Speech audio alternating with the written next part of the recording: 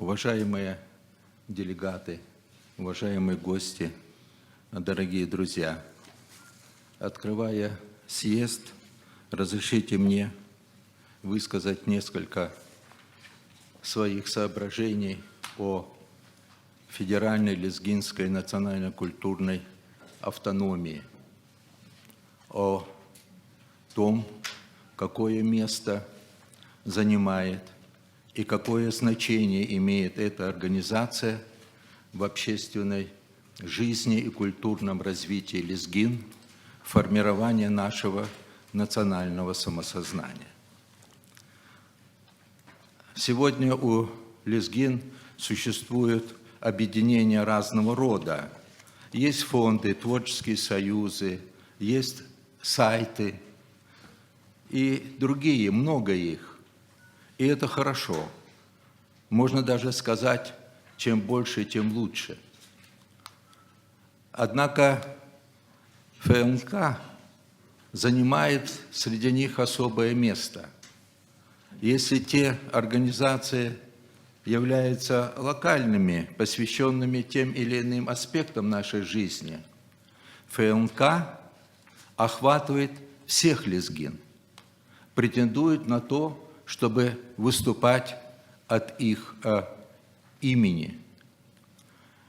И, разумеется, это придает особое значение этой организации и той миссии, которую она выполняет. Есть много причин считать такую работу важной.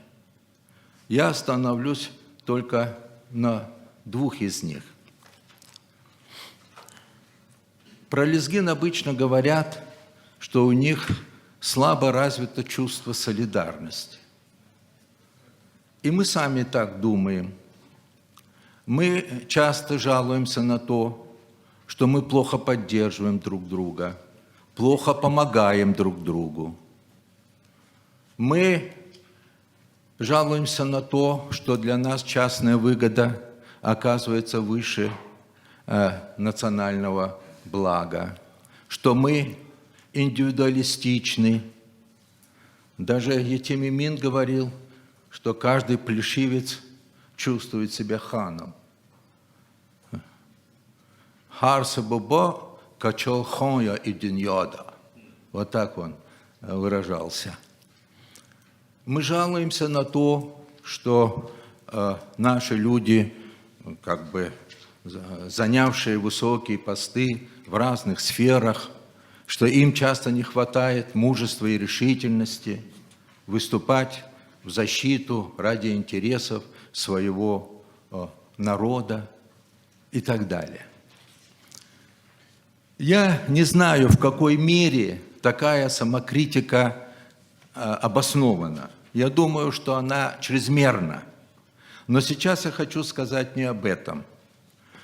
Чувство солидарности не падает с неба.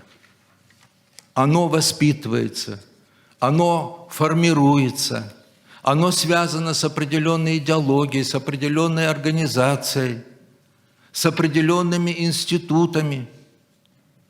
И для формирования этого чувства, мне кажется, наличие организации, которая объединяет всех лезгин, имеет исключительно важное значение. На сегодняшний день, насколько я понимаю, такой организацией среди нас оказалась именно Федеральная лезгинская национально-культурная автономия. И это как раз определяет ее особое значение. Второй момент вот какой. Лезгины – это разделенный народ. Это наша боль. Речь идет не только о том, что лезгины оказались в двух различных государствах, хотя это обстоятельство, конечно, является самым трагичным. Но есть еще другой аспект.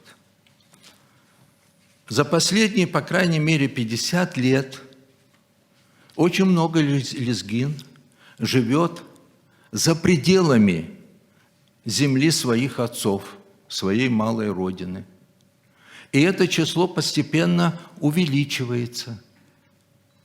И никто не знает, сколько лезгин живет, как сейчас говорят, в диаспоре, за пределами Дагестана и за пределами лезгинских районов Азербайджана. В России, в других государствах, бывших республиках, в других странах. Совершенно очевидно, что это большое число. Это социологически значимое число. Это число измеряется десятками, а быть может даже сотнями тысяч. Это означает, что в жизни народа сложилась новая ситуация. И эта ситуация, конечно, является вызовом национальному самосознанию. Как отвечать на этот вызов? Он требует ответа. И какие новые поправки в нашем мышлении, в нашем поведении мы должны сделать, учитывая эту ситуацию? Ну, самое первое, что приходит в голову, как сохранить национальную идентичность, находясь вдали от родной земли и среды, находясь, как говорится, в диаспоре. Это нелегкая, эта проблема, конечно, нелегкая, но, может быть, самая простая. Более сложно, как сделать так, чтобы лезгины, которые живут в диаспоре, имели постоянные контакты со своей малой родиной, чтобы эти контакты имели какие-то налаженные формы, чтобы они участвовали в общей, единой национально-культурной жизни народа. Еще один важный вопрос, который с этим связан: как сделать так, чтобы лезгины, живущие в диаспоре, сами были активными творцами культуры, сами продвигали, развивали национальную культуру. И все эти, конечно, вопросы говорят о том, что перед нами новая, очень ответственная ситуация. И ясно, что в этой ситуации иметь такую организацию федеральную, которая координирует работу различных региональных, местных национально-культурных автономий, направляет, поддерживает эти местные национально-культурные автономии. Наличие такой организации, каковой является наша ФНК, имеет очень важное значение. Моя мысль очень простая. Когда мы говорим о ФНК, ее состоянии, ее будущем, надо иметь в виду вот ту миссию, которая выпала на долю этой организации и которая она объективно выполняет. Объективно. И по названию, и по статусу, и по своей фактической деятельности. Она является организацией, которая призвана объединять лезгин как некую национально-культурную общность, объединять лезгин как народ. И я желаю ФНК успешно выполнять эту миссию и желаю нашему съезду под этим углом зрения рассмотреть нашу работу и наметить планы. Спасибо вам.